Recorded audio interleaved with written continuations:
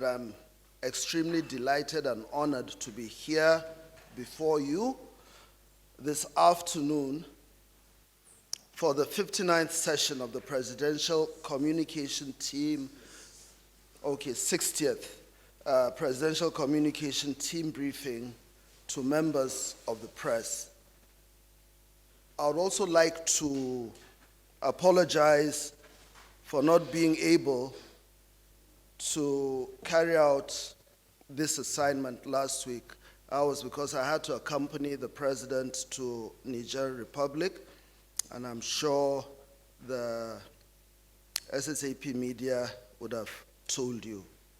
What I'm going to do this afternoon is to give you an update, an assessment of the security situation in this country where we find ourselves.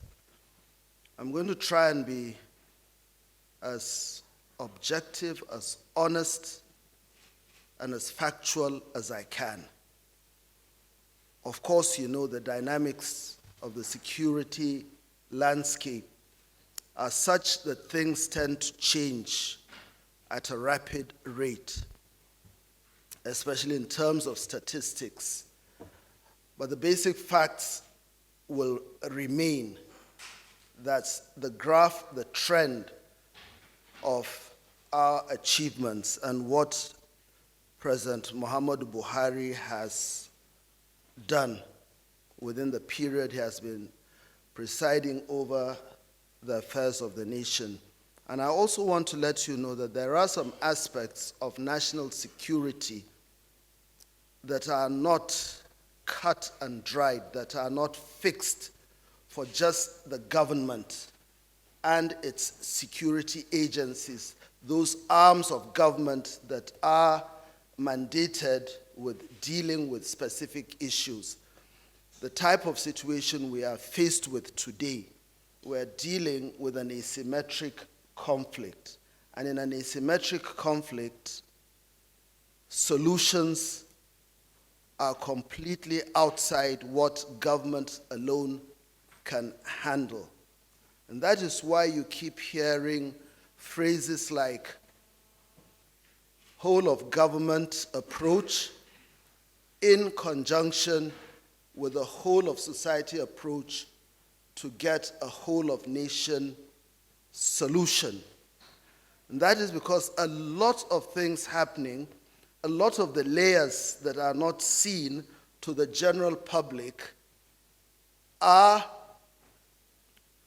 layers that can only be handled by a concerted effort of the entire population of the country. Countries that have been able to overcome these problems have been able to do so because they recognize that inherently, if a nation is not able to set aside, individual issues, either ethnic, religious, tribal, whatever, and face the devil that is destroying the country in terms of asymmetric matters, then all other things will be lost. So it is important for you to understand that the responsibility does not lie entirely on the government and its entities. The responsibility goes all the way down to the society, to the local level, to the family level, traditional, religious, and so on and so forth. But I'll give you an overview of what we have done. And then later, I can take questions.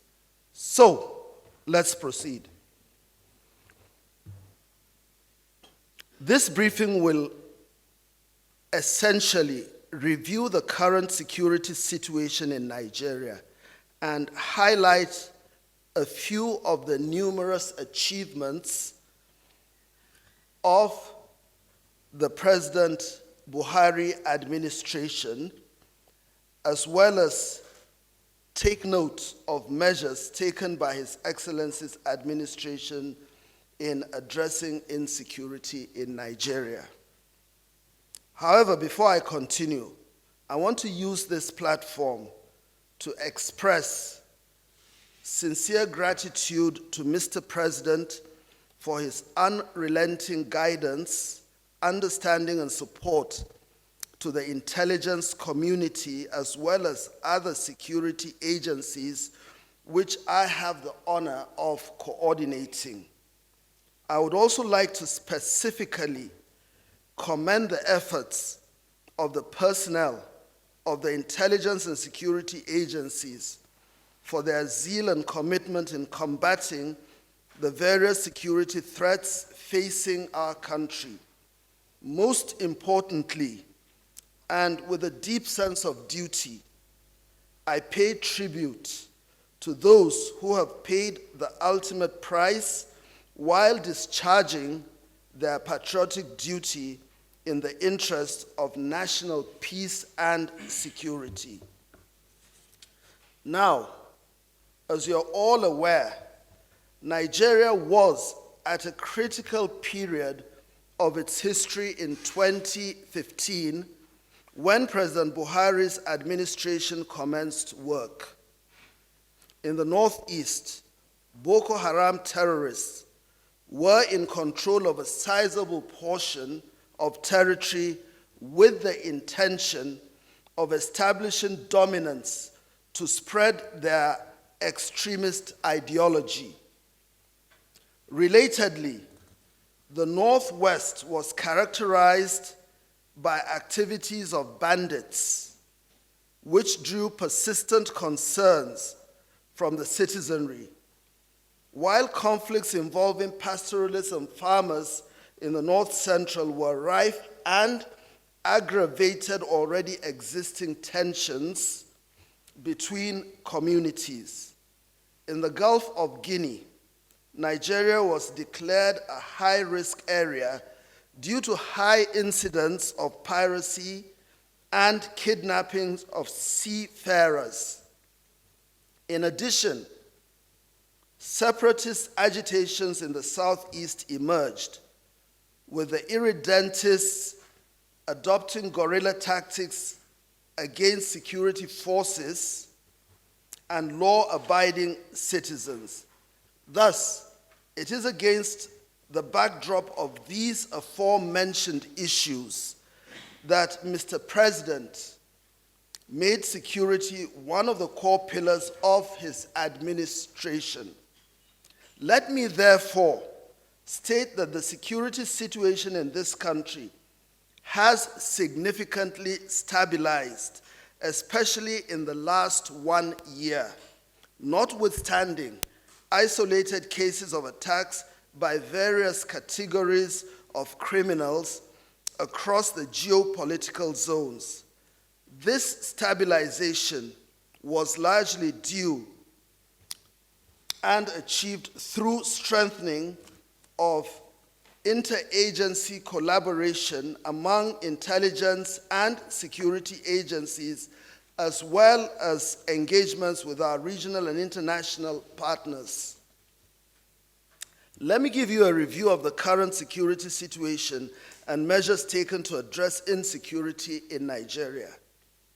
Nigeria's security threats are mainly due to interactions of multiple internal issues driven by political, economic, or social grievances. Equally, external developments within the West African sub-region and beyond have impacted on Nigeria's internal security dynamics. Therefore, my presentation today will briefly examine some significant security threats which have raised concerns amongst Nigerians and the international community. These are mainly terrorism and insurgency, banditry, agitations for secession, as well as piracy.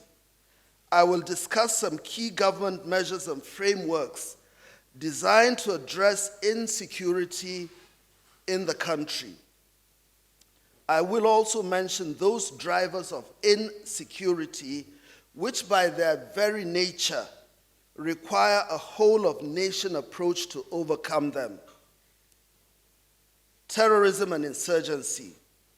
In the Northeast Zone, counter-terrorism and counter-insurgency operations have continued to record appreciable successes based on sustained offensives in the theater of operations. Operation Hattin-Kai, in conjunction with a multinational joint task force, has significantly degraded the insurgents' capability.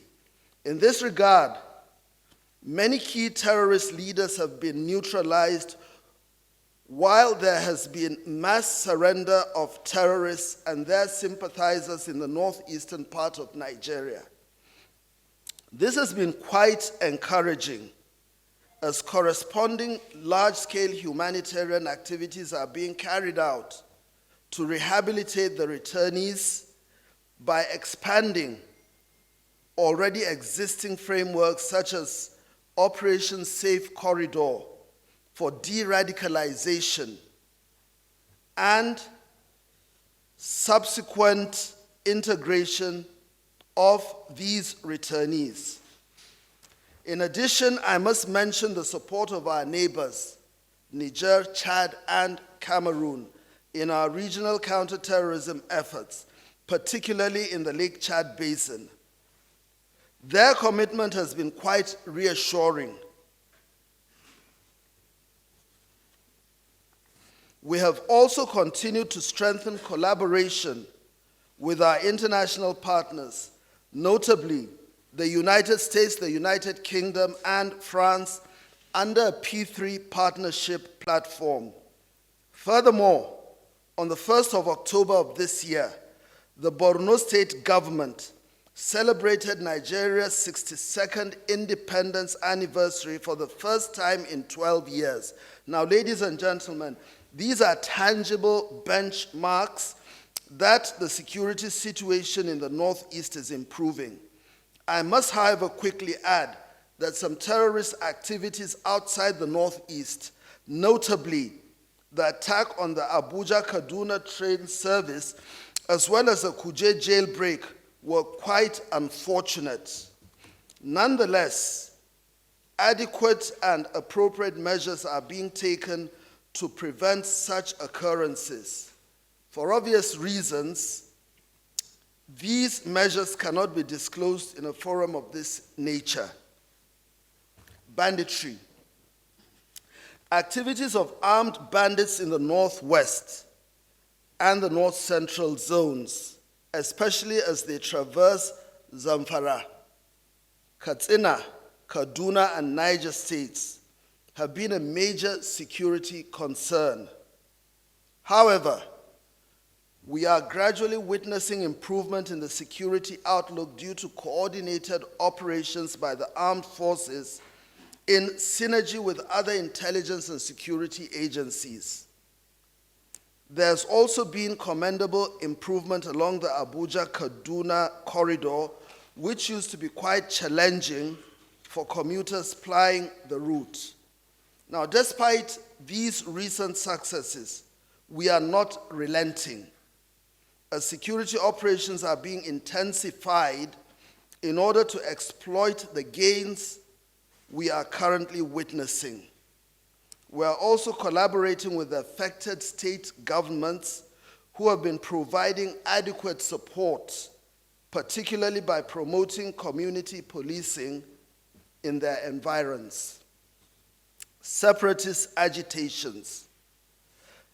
The indigenous people of Biafra, also known as IPOB, and its militia wing, the Eastern Security Network, have emerged as a very potent separatist group in the country, and equally a major threat to national security. However, their activities are being significantly curtailed, as there is now a marked decline in the number and scale of attacks due to increased security operations by security agencies. Apart from the reduction in attacks, some of the group's key commanders, including IED experts, have been arrested, while major camps have been destroyed. Overall, security forces are gradually stabilizing the socio-economic landscape in areas where IPOB terrorized law-abiding Nigerians in the past. These efforts are being sustained by the armed forces and other security agencies. Piracy. The Gulf of Guinea has been identified as a challenging sea route for merchant oil tankers and fishing vessels due to the threat of piracy.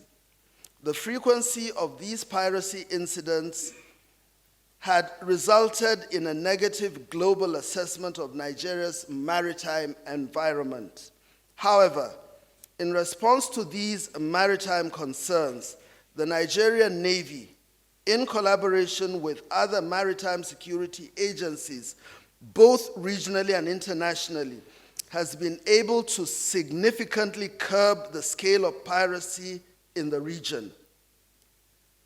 This has largely been due to the support of the Falcon Eye, an intelligence-driven maritime domain awareness facility established by this administration, which has enabled numerous interceptions of maritime criminals and by implication improved the security of the waterways for commercial activities. This has further been complemented by the implementation of the harmonized standard operating procedures for the arrest, detention, and prosecution of vessels and persons in Nigeria's maritime environment. Now, the Falcon Eye project is a comprehensive strategic coastal surveillance system born out of the necessity to combat the myriad of challenges within the maritime sector. These challenges include kidnapping of oil workers, sea robberies, piracy, crude oil theft, illegal bunkering, hostage taking, maritime terrorism, human and narcotic smuggling. Others include illegal fishing and maritime and marine pollution, as well as several related criminal activities perpetrated within the Nigerian maritime domain. The strategic asset was designed to have complete coverage of Nigerian territorial waters up to 200 nautical miles, and the joint development zones between Nigeria, Cameroon, and Equatorial Guinea to enhance our maritime security. The Falcon Eye project was commissioned by Mr. President on the 13th of July of 2021 and was completed on the 30th of June 2022. It is important to mention that the inauguration of some milestone components of this project since 2016 by the National Security Advisor has ensured that the Nigerian Navy operations are response-oriented, saving Nigeria billions of naira from maritime criminality, including the Gulf of Guinea. Some of the achievements in the last 4 years, that's the achievements of the Falcon Eye project, include, basically with the Nigerian Navy, include A, the provision of high-quality real-time intelligence and collaboration for the prevention as well as prosecution of over 200 vessels involved in maritime criminality within Nigeria's exclusive economic zone, up to the Republic of Togo. These efforts have created an effective deterrence in the Nigerian EEZ. B, over 82 oil tankers involved in various crude oil and product theft were arrested, while the theft of over 3 billion barrels of crude oil was prevented and 11 million liters of petrol and diesel were recovered. Likewise, over 38 fishing trawlers and vessels involved in unregulated and illegal activities, while incidents of piracy and sea robbery have been reduced to a minimum around the Nigerian maritime domain and the Gulf of Guinea. C, the recent phenomenal arrest of a Norwegian flagged ship, MT Heroic Idun, and a Liberian flagged ship, MT Alexander J, involved in acts of criminality with the Nigerian maritime domain in August and September of 2022, respectively, demonstrates the efficient employment of the Falcon Eye systems. D, recent commendations from the International Maritime Organization, IMO, the United Nations, European Union, UNODC, to Nigeria on its efforts in reducing maritime criminality in the Gulf of Guinea and successful prosecution of pirates in the region. In addition, the International Maritime Bureau, IMB report of 2021 has delisted Nigeria from the list of worst affected countries with maritime criminality and insecurity.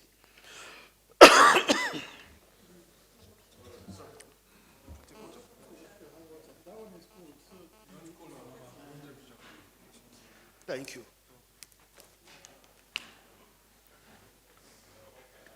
Look at some policy frameworks and key establishments emplaced by the federal government to address insecurity in this country. President Muhammadu Buhari continues to provide strategic guidance in developing, coordinating, and applying the instruments of national power to achieve the desired objectives spelled out in our national security strategy. Furthermore, we are leveraging soft power to complement other counter-terrorism initiatives, as well as building trust and resilience at the community level. Against this backdrop, various policy documents were developed and strategic institutions established to lay the groundwork for future coordination to deal with security challenges in the country. I will briefly outline some of these efforts by our administration. The Terrorism Prevention and Prohibition Act of 2022, the enactment of the Terrorism Prevention and Prohibition Act of 2022 is one of our key success stories in the fight against terrorism and violent extremism. This act repeals the Terrorism Prevention Act number 10 of 2011 as amended in 2013 and enacts provisions for the detection, prevention, combating, and prohibition of acts of terrorism. This act provides for the establishment of the National Counter-Terrorism Center, the NCTC, for better coordination of counter-terrorism efforts. Consequently, investigations are now better coordinated within the legal window of detention, which has resulted in increased convictions. This act also encapsulates best global standards and practices relating to counter-terrorism. The Policy Framework and National Action Plan for Preventing and Countering Violent Extremism. As part of national efforts at addressing violent extremism, Nigeria developed a policy framework and national action plan for preventing and countering violent extremism. That's the PCVE. This document articulates the roles to ensure seamless interactions between ministries, departments, and agencies of government, as well as the larger society and non-governmental organizations, amongst others. The PCVE rests on 4 key components. These are strengthening institutions and coordination, strengthening access to justice, rule of law and human rights, as well as engaging communities and building resilience and integrating strategic communication in PCVE programs. This is very important, this last one. Engaging communities and building resilience, as well as integrated strategic communications in PCVE programs. De-radicalization, rehabilitation, and reintegration programs. The federal government currently operates a number of de-radicalization programs that support the PCVE efforts. Notably, Operation Safe Corridor was designed to encourage willing and repentant Boko Haram terrorists to surrender and embrace peace. This initiative is aimed at facilitating easy access and passage for surrendering Boko Haram terrorists to security forces for subsequent de-radicalization, rehabilitation, and reintegration process. It is pertinent to state that the Borno State government is currently constructing a permanent holding facility in Jere local government area as part of the stabilization phase in the ongoing counter-terrorism and counterinsurgency operations. Other initiatives include the Yellow Ribbon Initiative, which supports women and children associated with terrorists by providing psychological therapy and reintegration programs. Of course, we know they are the most vulnerable in our society. Enhancing cybersecurity. The cyberspace has become a medium for perpetrating various dimensions of cyber threats globally. The 3 major areas of cyber threats with significant capability to cause damage to our security and economy include cybercrime, cyber espionage, and cyber terrorism. Africa, and indeed the Sahel, continue to witness varying degrees of cyber crimes due to modernization and technological advancement of financial institutions and critical national infrastructure. Similarly, Nigeria's rapid technological development implies that there's more reliance on the use of information communication technology and networked capabilities in the quest for national development, thereby creating vulnerability to cyber attacks. Now, given the use of blockchain technologies in the management of cryptocurrencies and digital currencies, such as the newly launched e-Naira, these risks are real, and we must adequately prepare for them. Therefore, the promulgation of the Cybercrimes Act of 2015 as the legal framework for cybersecurity in Nigeria codified criminal activities in the cyberspace. In Nigeria, as part of provisions of the Act, the protection of critical national information infrastructure and other operationalization of the Nigerian Computer Emergency Response Team, also known as NGCERT, are central to the country's readiness to secure the cyberspace. It is for these reasons that the reviewed National Cybersecurity Policy and Strategy of 2021 by this administration was aimed at addressing a wide range of emerging threats. in the cyberspace. It also fosters international cooperation in cybersecurity as part of ongoing efforts towards achieving national development, economic prosperity, and ultimately national security. Establishment of the National Counter-Terrorism Center.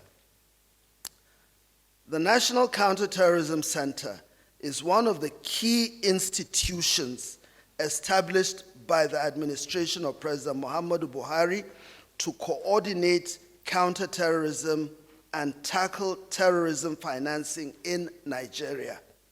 It is also charged with developing counterterrorism policies and strategies, as well as the implementation of the National Action Plan on Preventing and Countering Violent Extremism programs. This center will soon be commissioned by the President himself, and in addition to other functions, it will consolidate the existing partnership with civil society and international organizations in our counterterrorism efforts.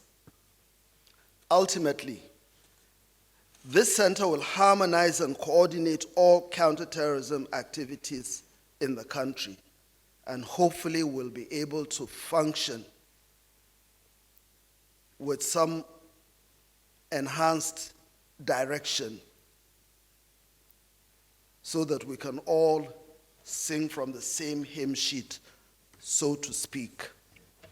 Establishment of the National Center for the Control of Small Arms and Light Weapons. As part of the federal government's continued determination and commitment to curb the proliferation of small arms and light weapons in the country, the President established the National Center for the Control of Small Arms and Light Weapons. One of the mandates of this center is to lead a multi-stakeholder process involving line ministries, departments, and agencies of government, as well as civil society organizations, to ensure the total eradication of illicit arms in Nigeria. This center serves as the focal point for the control, prevention, and regulation of small arms and light weapons. It also has 10 directorates and zonal offices in the 6 geopolitical zones of the country. The center is currently engaged in mopping up of illicit arms and building databases on small arms and light weapons in this country. Let us look at some key drivers of insecurity being addressed by the government. Despite the modest achievements I have enumerated on the government's efforts in tackling internal security concerns in the country, I will not conclude without mentioning some drivers of insecurity in our country. These drivers are, however, not alien to most developing countries confronted with contemporary security challenges such as ours. They include the menace of drug trafficking, illiteracy, particularly out-of-school children, almajirai,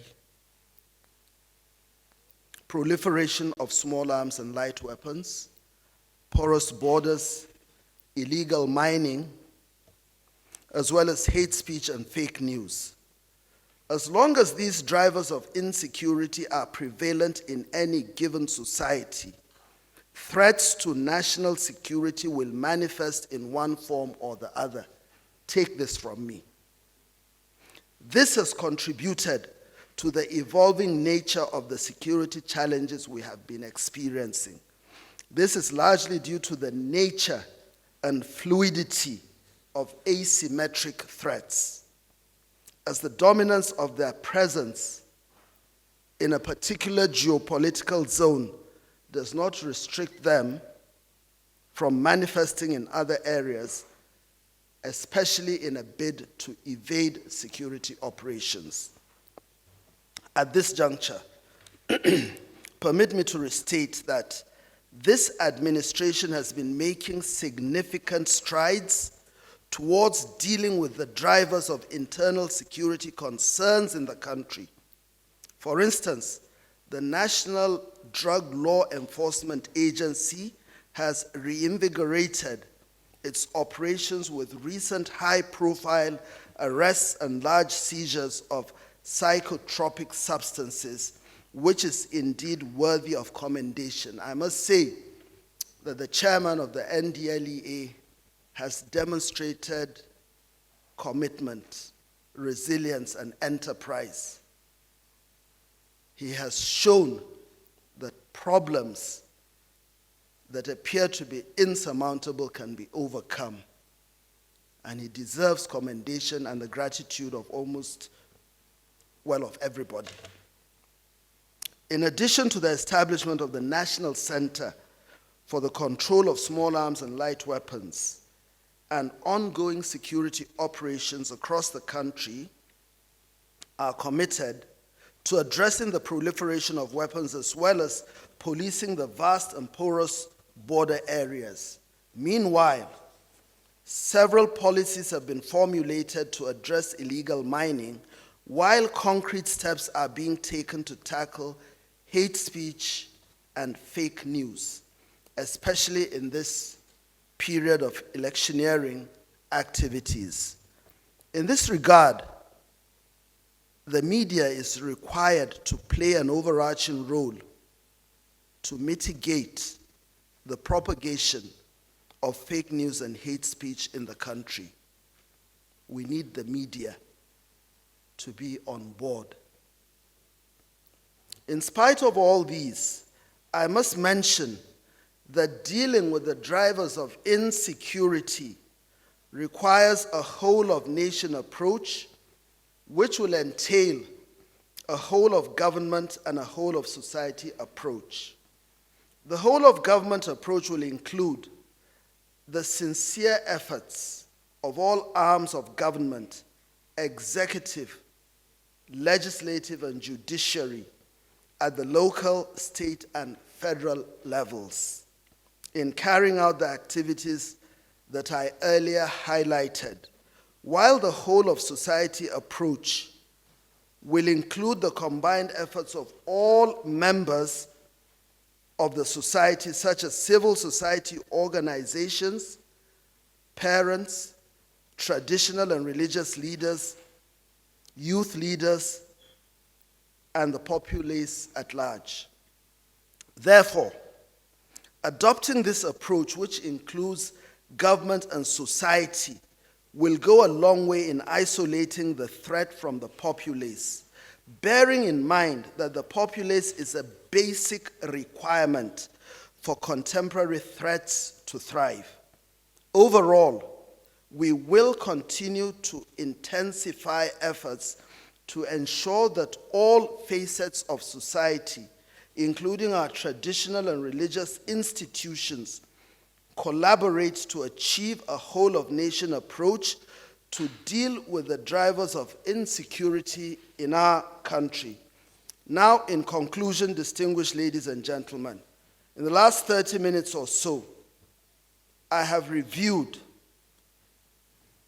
the security situation in the country and highlighted efforts put in place by this administration to strengthen our internal security architecture. This is in line with the government's progressive reforms on the security sector. I also wish to use this opportunity to emphatically state that one of the policy thrusts of President Muhammadu Buhari is tackling insecurity in Nigeria, especially the threat of terrorism in the Northeast and its environs. The administration is equally addressing security concerns in other geopolitical zones, notably banditry in the Northwest and North Central, secessionist agitations in the Southwest and Southeast, as well as militancy and crude oil theft in the South-South, among others. We have also continued to strengthen our regional and global collaboration, especially with our neighboring countries, in order to deal with a broad range of transnational threats. In addition, We are integrating societal contributions and support of the citizenry to deal with the drivers of insecurity and improve the degree of peace and security in our country. I am therefore very optimistic that as we sustain the current tempo of intelligence-driven kinetic and non-kinetic operations, we shall achieve the desired degree of peace and security and prosperity for the nation. I thank you all for your attention.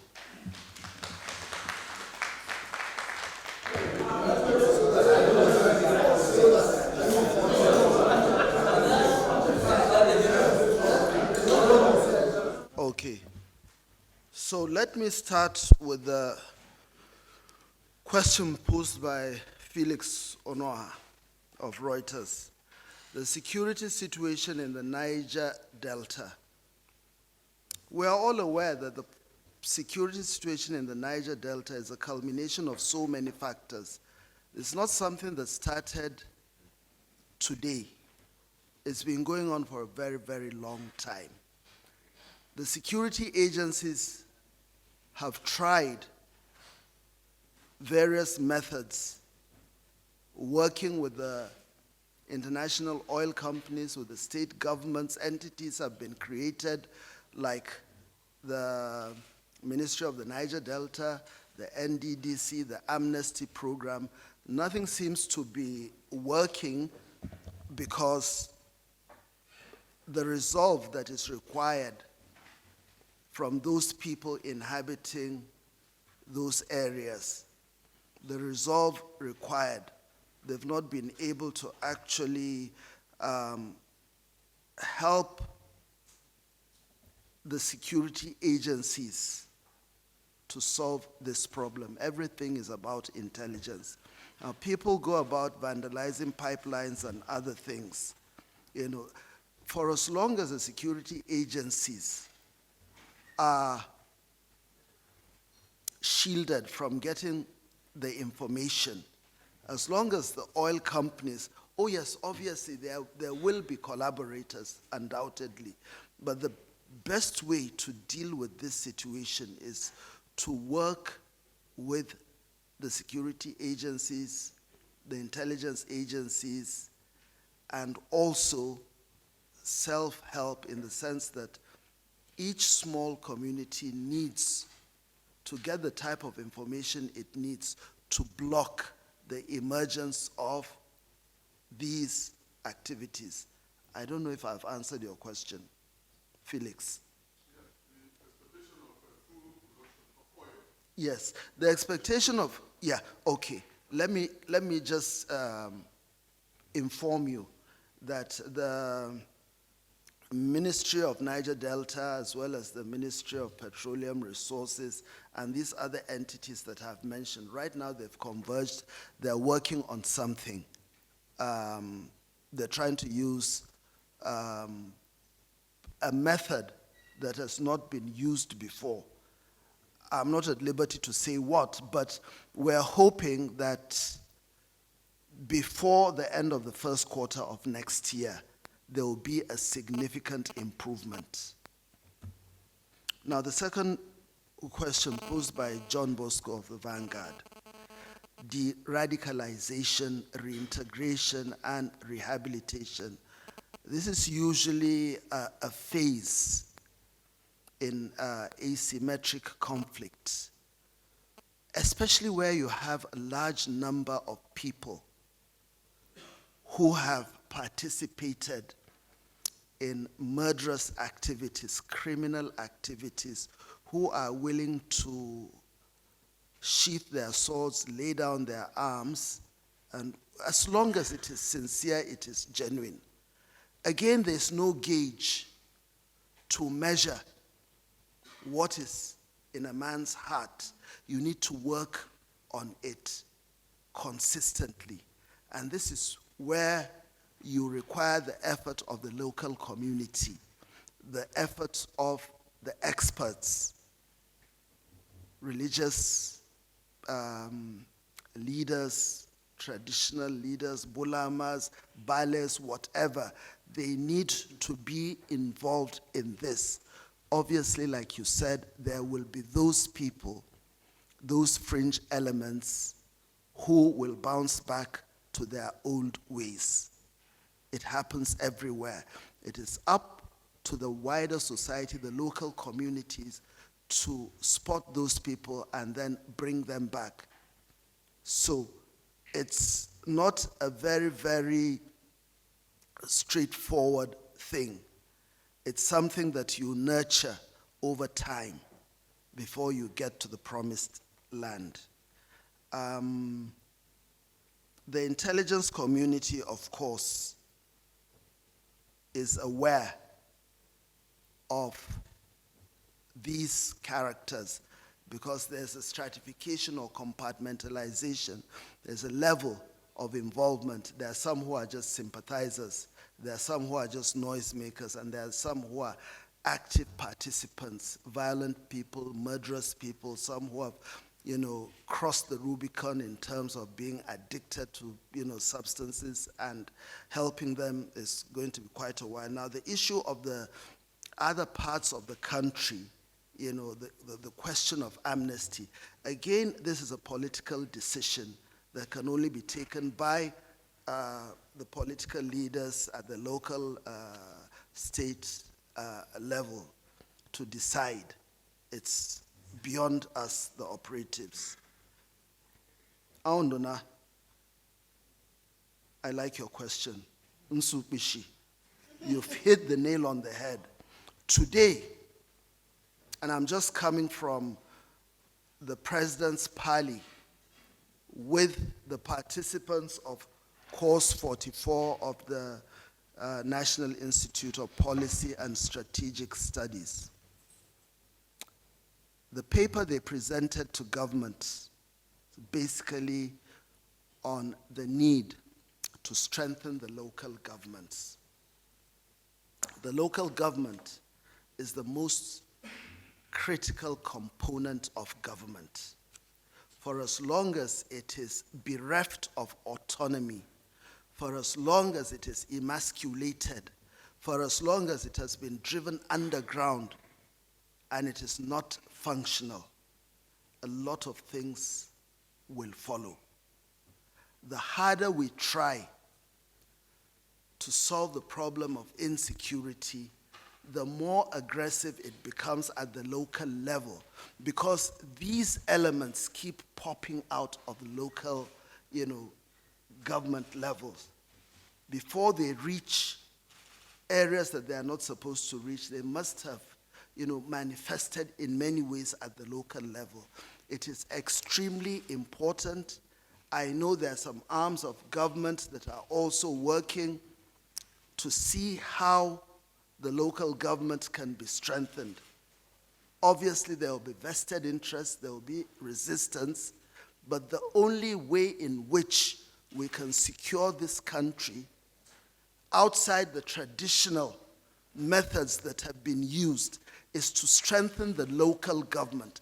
The quality of people who superintend, who preside over the day-to-day affairs of the local government must be people of impeccable character, must be people who have the interests of the local community at heart, people who are accountable. And for as long as the local governments are suffocated, strangulated, and made incapable of carrying out their function, then of course, these places become vulnerable to the vagaries of society. You've raised a very, very important issue. The paper presented today was a high-quality paper with recommendations, and I'm in total agreement with the submission. That will take care of a large chunk of the security issues we have today. But of course, this is a democracy. Unless the people understand and accept, they're able to realize the efficacy the importance of the local government and gravitate from the federal and state to the local government to give power to the people, because that is what democracy is all about, will continue to be in a political wheelchair. So, Aonduna, you've made a very, very good point on that issue. Leon from Tribune, state governments being difficult. Well, it's not something that's new to us. It's been like that going all the way back to 1999. And if you want, you can say going all the way back even to the Second Republic, and probably the First Republic. We had a press briefing with the chairman of the Independent National Commission about a week ago. And we emphasized the need for everybody to operate on a level playing field. One thing I can assure you is the president has given clear directives. The people's will must prevail.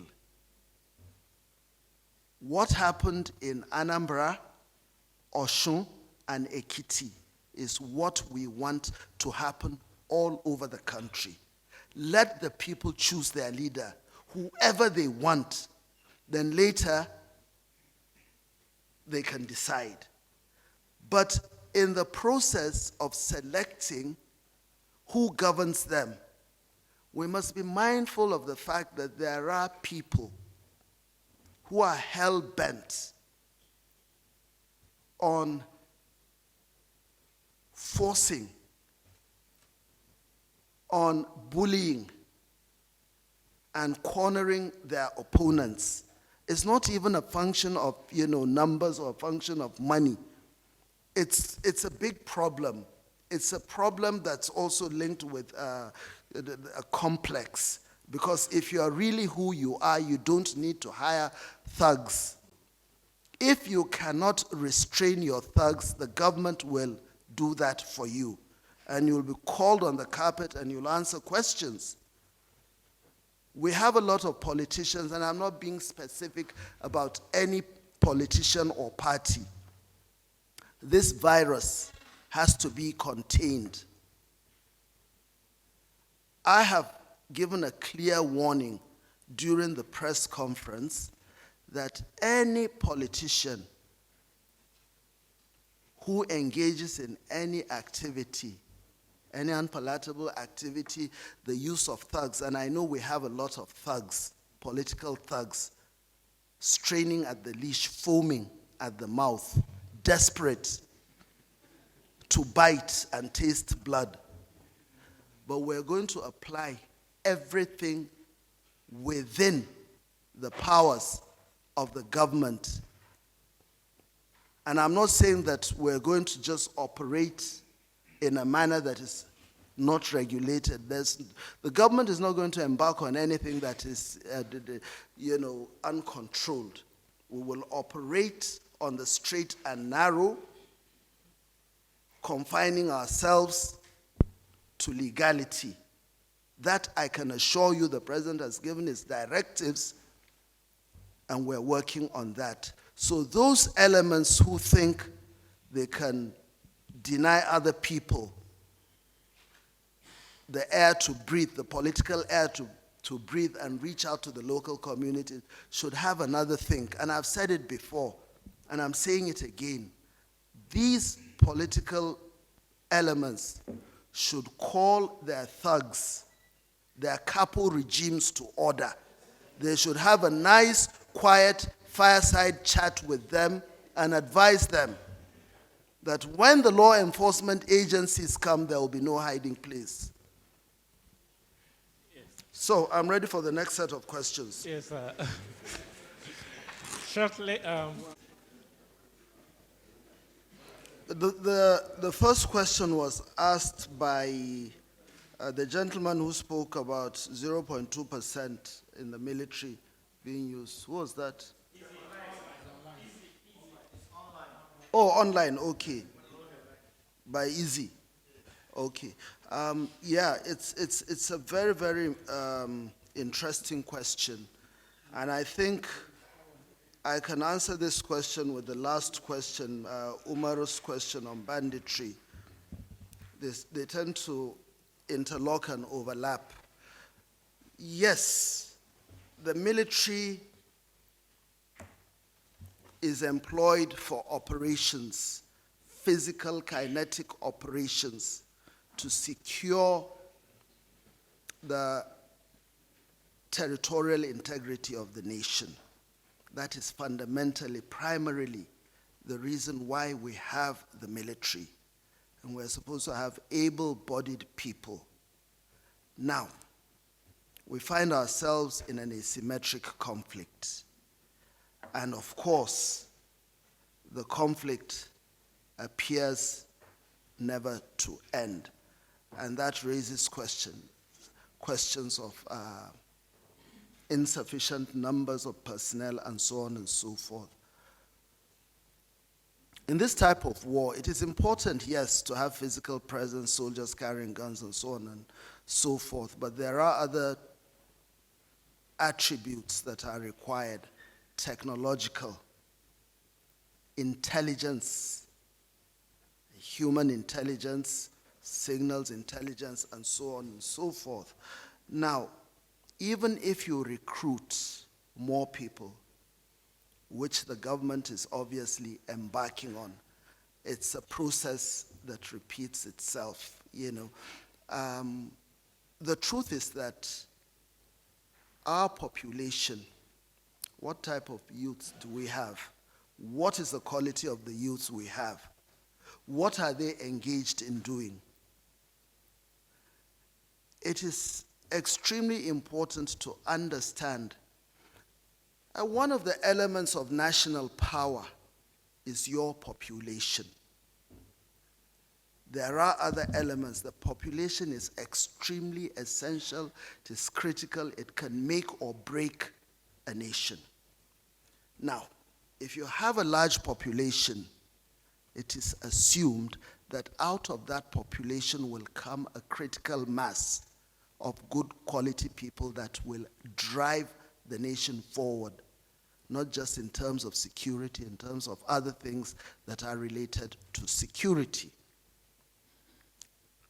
Where you have a large population, and that large population, primarily,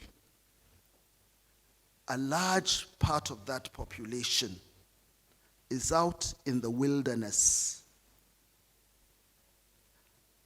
And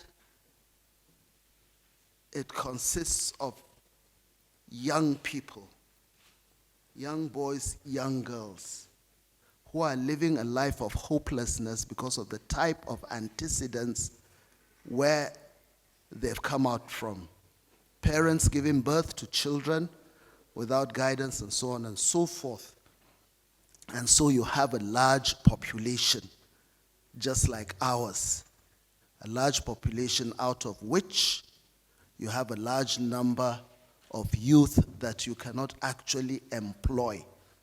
And when you say defending the country, I'm sure you are also referring to providing intelligence, using the social media in a responsible way, avoiding drugs and all those pitfalls. Now, you see, it is the combination of all these things I've mentioned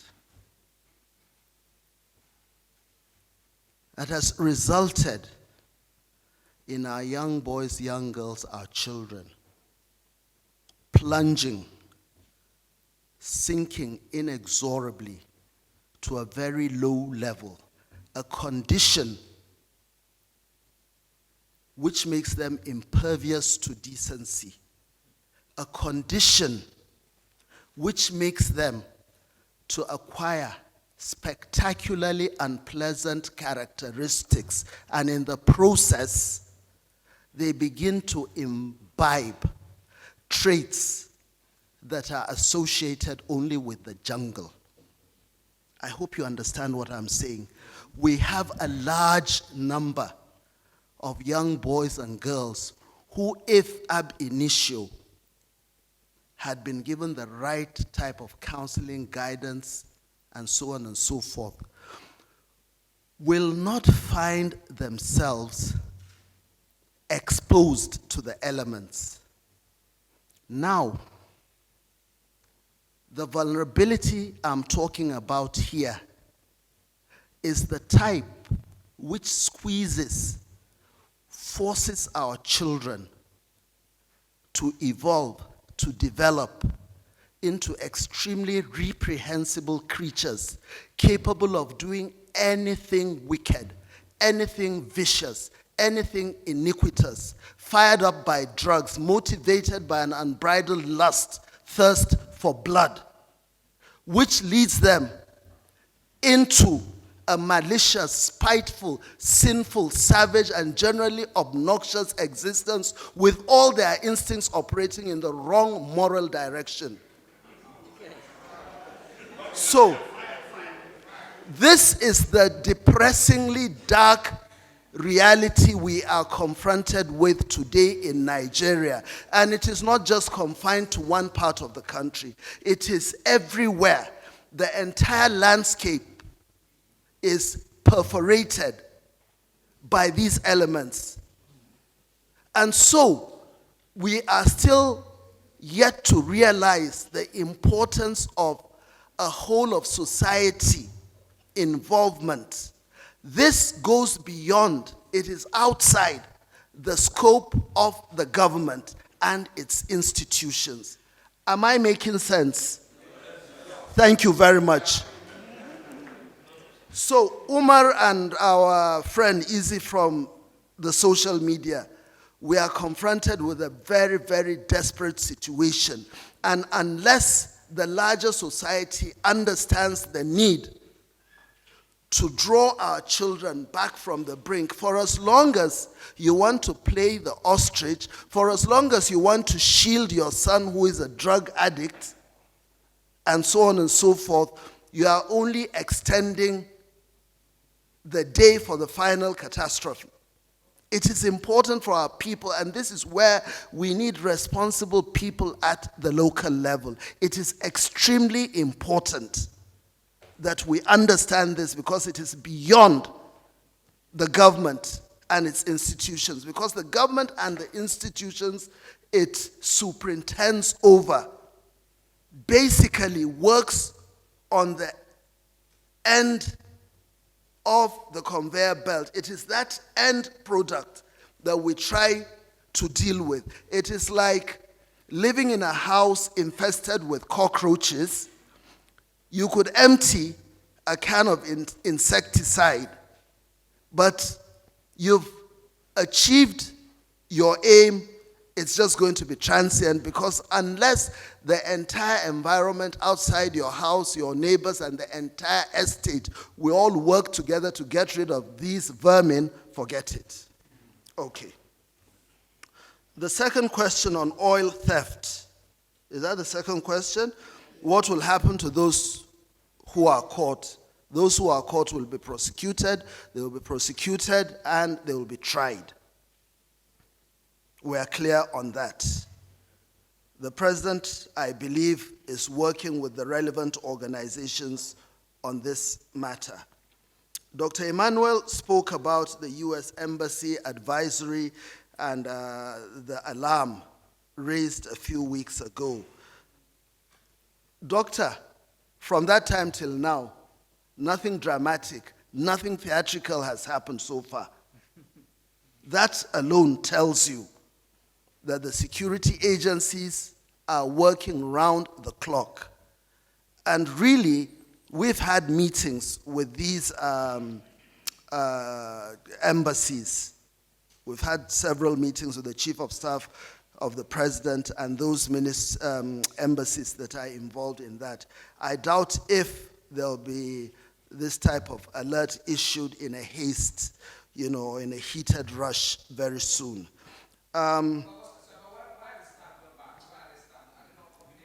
Sorry? Okay. That will not be a question for you to answer. And in any case, the advisory was issued to their own people, not to our people. So, but let's leave that for now. Yusuf spoke about Tukur Mamu and his travails. Yes, Yusuf, Tukur is in the hands of the Department of State Services. I have not received the outcome of their report. So maybe we should allow them, perhaps they're talking with Sheikh Ahmed Gumi, maybe he's helping them to clear the air. So let's give them a little time, but I have faith in the DSS. Chinedu, I'm not sure. Your question is, I hope it's not a trap question. The elections will take place. We've said that. By the grace of the Almighty, they will take place in an atmosphere bereft of intimidation and violence. We'll try as much as possible to maintain that course. For those people who have been going around burning offices, killing people, I've already said it. The security agencies have been given their instruction. Visit them with all you have and let them understand that there are consequences for bad behavior. That we are determined to do. Everybody's a Nigerian, everybody's free to do whatever he wants to do, but don't cross the line and move into another person's territory. That you want to destroy government property set up by taxpayers' money? How dare you? Who the hell are you? How?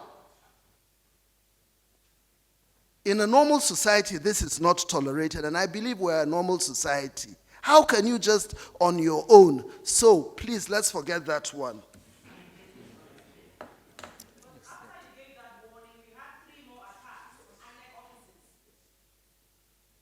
Gloria, what did you say?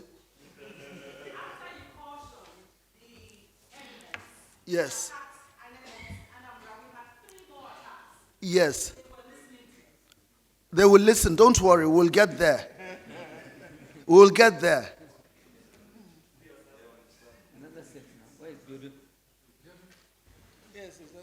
Yeah, the role of the press. The press is your friend, just like the police is your friend. Are you trying to handcuff me?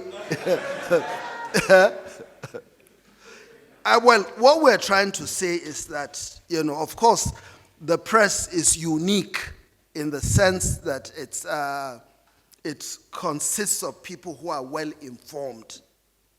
We're not dealing with people who are just, without specific knowledge on issues. So I don't think the press will deliberately, intentionally do anything that will harm, the people's welfare or undermine national security. There's another question, online question, that I stated last year that we lack the capacity to defend our borders. I don't think I said that. What I said was that we lack certain capabilities, technological capabilities, and these are very, very, expensive capabilities that we need because we have extremely extensive borders, from Benin Republic going all the way up to the northwest, and from the northwest, our borders with Niger going all the way to the northeast, and then from the northeast going all the way down to the southeast. And remember, it's not just the land borders that are a source of vulnerability. You also have the coastal areas. And like I mentioned, we have the capability to look after the coastal areas. I've spoken about the Falcon Eye project, which was initiated by the Office of the National Security Advisor, in which the Nigerian Navy is operating. We've received a lot of accolades. The International Maritime Bureau's report of last year, I think July, the second or is it the third quarter report, clearly stated that in the last 27 years, the Gulf of Guinea has not witnessed such tranquility as in our maritime borders, our EEZ. So it is the land borders that we are working on.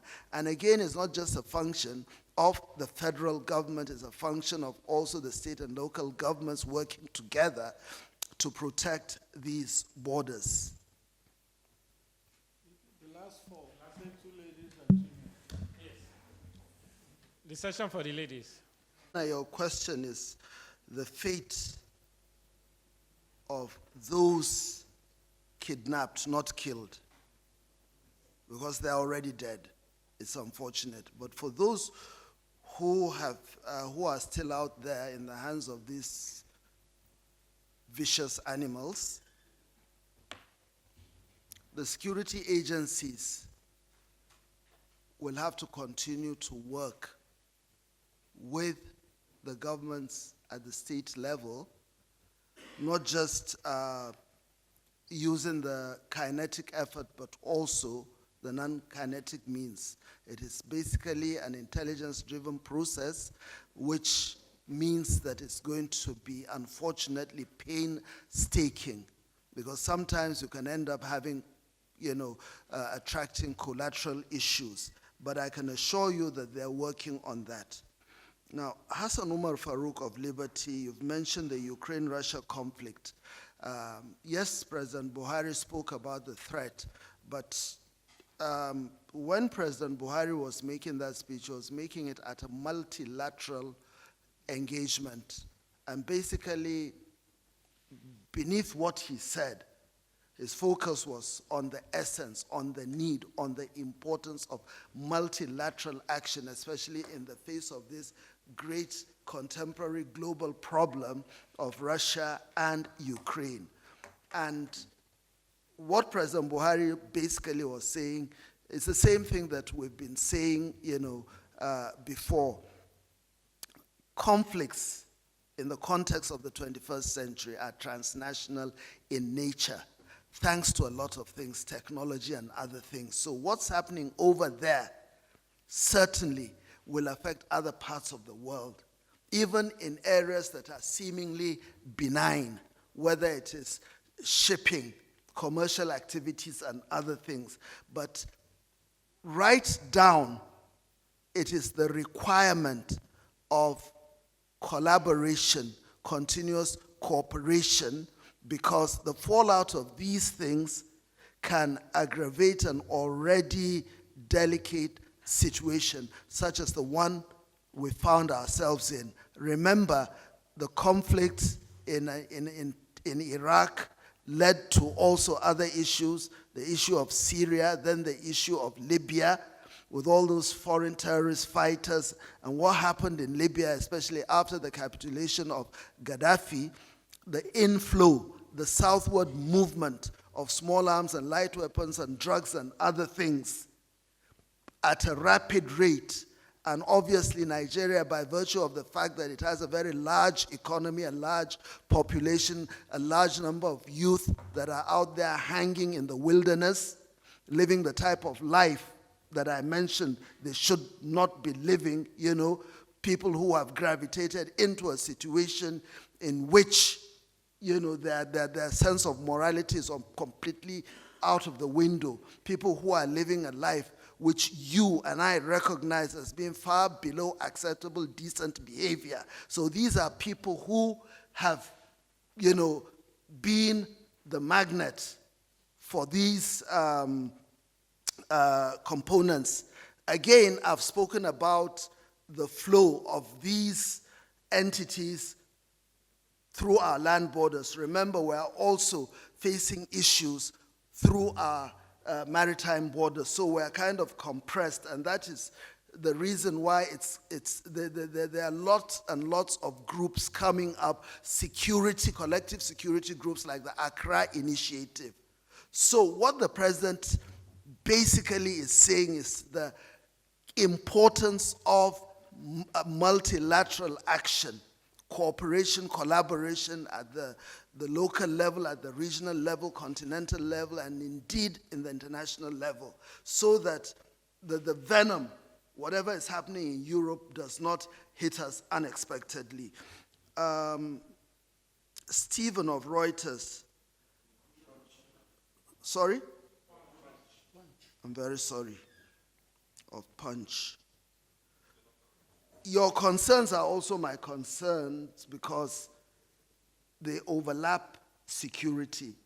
The issue of food, the issue of agriculture, the issue of the right of everybody to go about his legitimate undertaking. This is not something you can take away from anybody.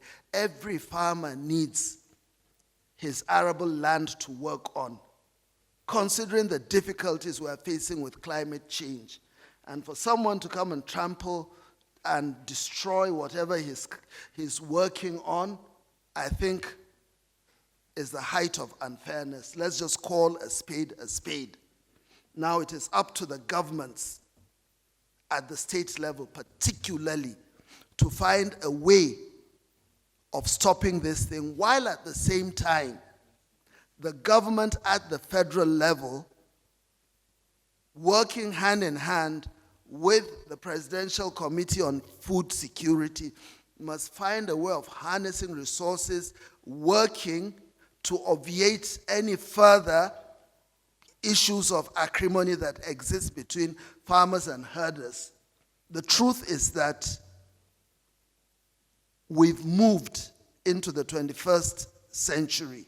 Things can no longer be the way they were when our population was not, as large as it is now, when people could go about, their daily undertakings unhindered. Today there are so many issues, climate change and other things, but what we need is a strategic policy decision which the Ministry of Agriculture and the other entities of government are working on. It is actually beyond my own immediate scope, but I know they're working on that. Well, I think we've... Yeah, again, sorry, I forgot to mention, the government has already put in place the National Livestock Transformation Policy. And unless they come up with a final paper which might result in an executive order or bill in the National Assembly, we'll have to grapple with these issues. But it's a very, very good step that has been taken by the government, this National Livestock Transformation Plan. And I think at the end of the day, working with the communities, working with government and civil societies organization, we will come to an understanding. Thank you very much.